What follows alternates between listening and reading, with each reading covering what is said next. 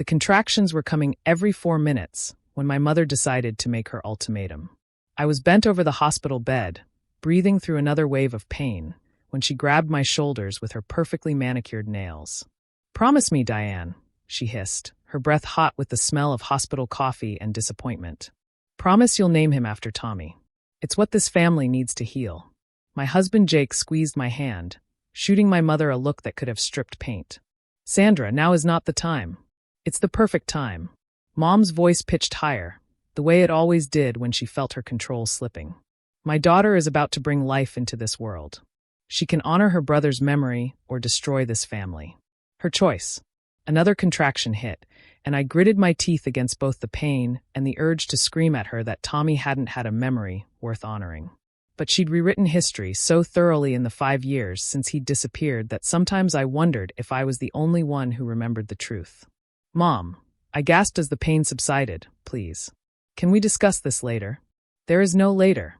She was crying now, those manipulative tears she could summon on command. "Your father and I have lost one child. Don't make us lose another." The threat hung in the air like medical waste.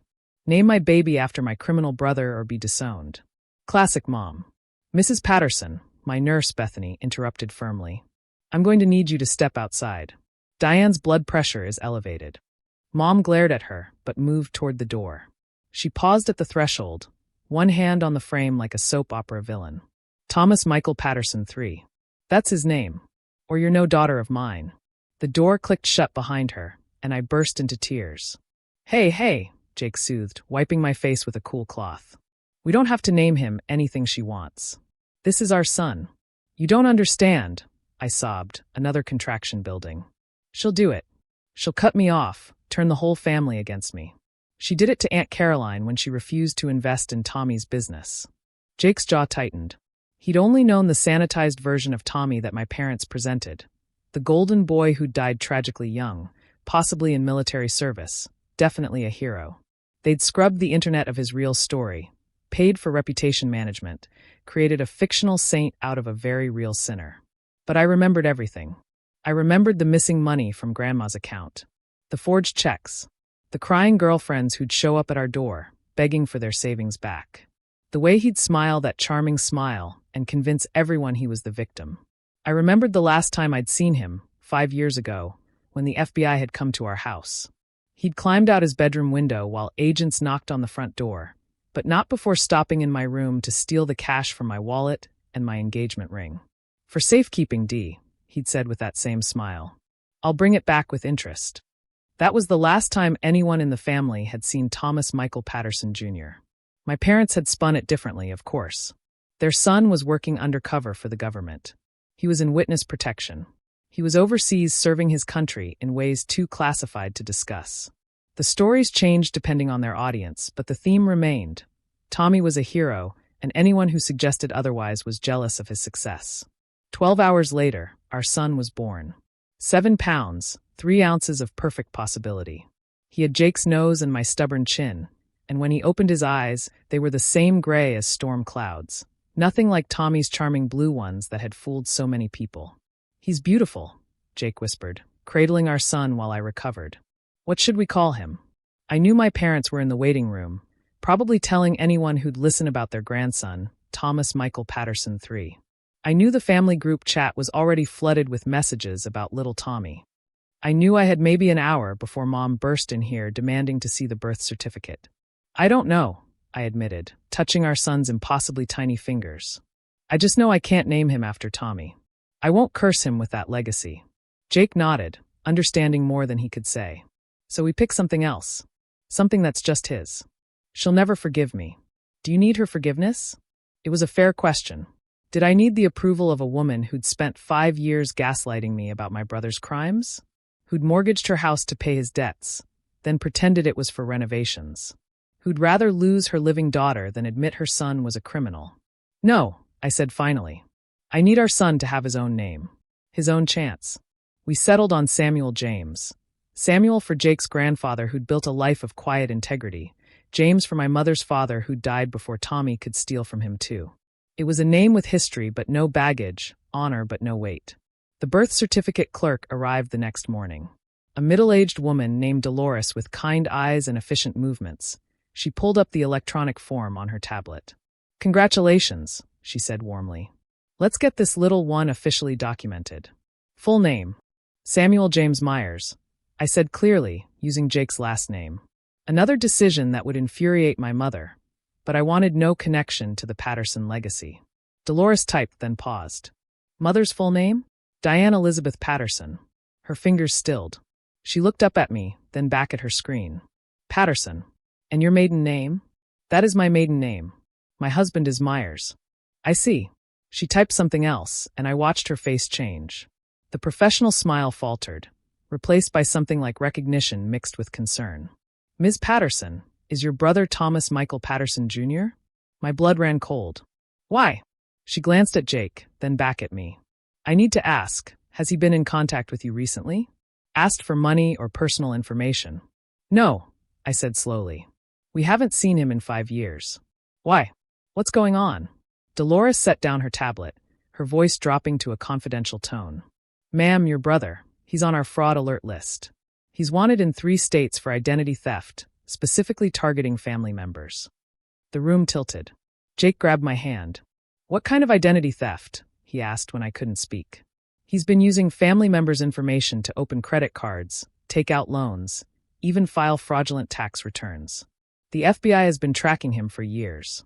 She looked at me with sympathy. "You didn't know?" "My parents said they said he died. Or was overseas. Or." I trailed off, realizing how insane it sounded. "He's very much alive," Dolores said gently. "And very actively committing fraud. Just last month, he used his deceased grandmother's social security number to try to get a mortgage." "Grandma died 3 years ago," I whispered. "I'm sorry to be the one to tell you this, but you need to check your credit. And your son's, as soon as he has a social security number. Family members are his preferred targets." "Why are you telling us this?" Jake asked. Dolores sighed.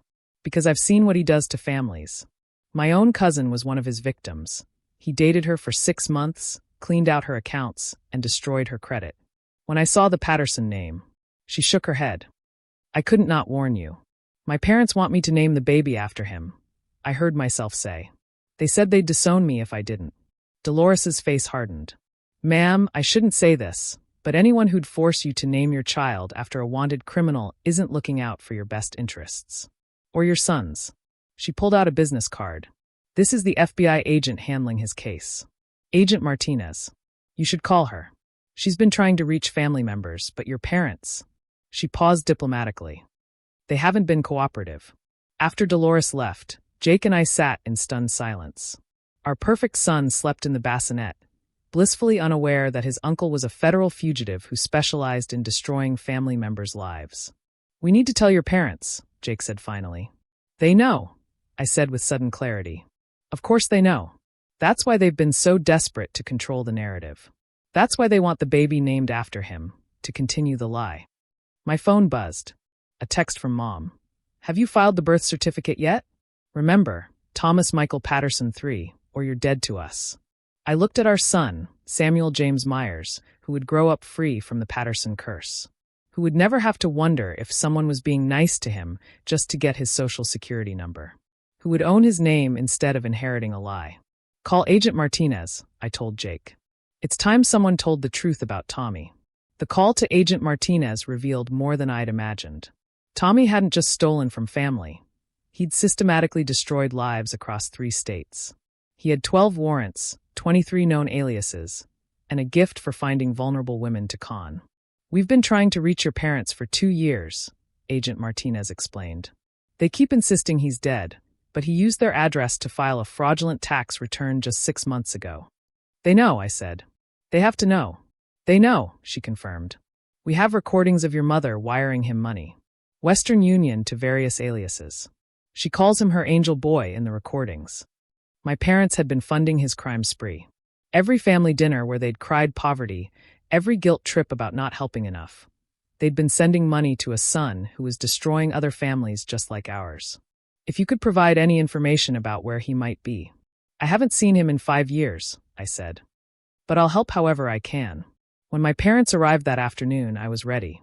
Mom burst in with balloons that said, "Welcome baby Tommy," and a photographer she'd hired to capture the moment. "Where's my grandson?" she demanded. "Where's little Tommy?" "His name is Samuel," I said calmly. "Samuel James Myers." The photographer, sensing drama, lowered his camera. Mom's face went through several colors before settling on rage. "You didn't. Tell me you didn't." "I did. And I also spoke to Agent Martinez from the FBI. She's very interested in talking to you about the money you've been sending to Tommy through Western Union." The silence was deafening. Dad, who'd been carrying a giant teddy bear wearing a shirt that said Tommy's grandpa, set it down carefully. "I don't know what you're talking about," Mom said, but her voice shook. "You know exactly what I'm talking about. He's wanted in 3 states. He's been stealing from dead relatives. And you've been funding it. How dare you? How dare you?"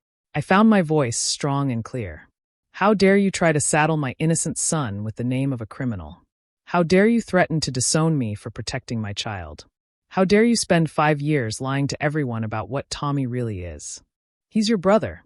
He's a con artist who steals from families. He stole Grandma's identity. He's probably already trying to steal mine."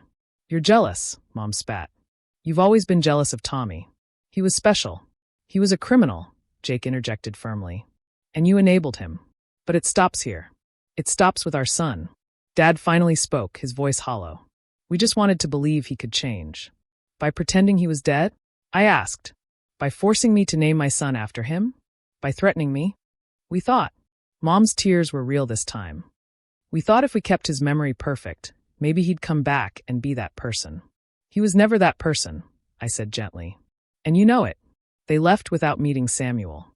Mom kept her word. Within hours, the family group chat exploded with her version of events. I was ungrateful. I was jealous. I was speaking ill of the dead. But Dolores had been right about family fraud. Within a week, 3 cousins reached out privately. Their identities had been stolen. Credit cards opened. Loans taken out. All traced back to Tommy. One by one, the truth came out. Aunt Caroline hadn't cut contact over a refused investment. Tommy had stolen her retirement fund. Cousin Eric's bankruptcy wasn't from bad business decisions. Tommy had taken out business loans in his name. Even my parents' supposed home renovation had been covering for the second mortgage Tommy had somehow secured using their information. The family myth crumbled, and with it, my parents' control. 6 months later, Tommy was arrested in Florida, living under the name Thomas Patterson Montgomery, married to his 4th victim. The FBI called to let me know, and asked if I wanted to provide a victim impact statement. I declined. I'd already said everything I needed to say by naming my son Samuel. My parents and I don't speak anymore. They chose their narrative over their daughter, their phantom son over their real grandson. Sometimes I see them around town, and Mom still wears her proud Grandma of Tommy pin, even though she's never met Samuel. But Samuel is thriving. At 2 years old, he's curious and kind, with Jake's patience and my determination. He'll grow up knowing his worth isn't tied to his name or his family's approval. He'll know that love isn't conditional on perpetuating lies. Sometimes I wonder if Tommy ever thinks about us. If he remembers the sister whose engagement ring he stole, the parents who bankrupted themselves for his schemes, the family he destroyed. But then Samuel laughs, and I realize it doesn't matter. We named him Samuel James Myers. His own person. His own future. Free from the weight of being Thomas Michael Patterson III. And that freedom? That's worth more than any family's approval. The birth certificate clerk was right. Sometimes the biggest gift you can give your child is protecting them from your own family. Even if it means standing alone in a hospital room, holding your baby, and choosing truth over tradition. Even if it means especially when it means letting go of people who love their lives more than their living children. Samuel doesn't know any of this yet. Someday, when he's older, I'll tell him about the uncle he's never met and the grandparents who chose a ghost over a grandson. But for now, he just knows he's loved, he's wanted, and his name is his own. That's more than I ever had. And it's everything he deserves.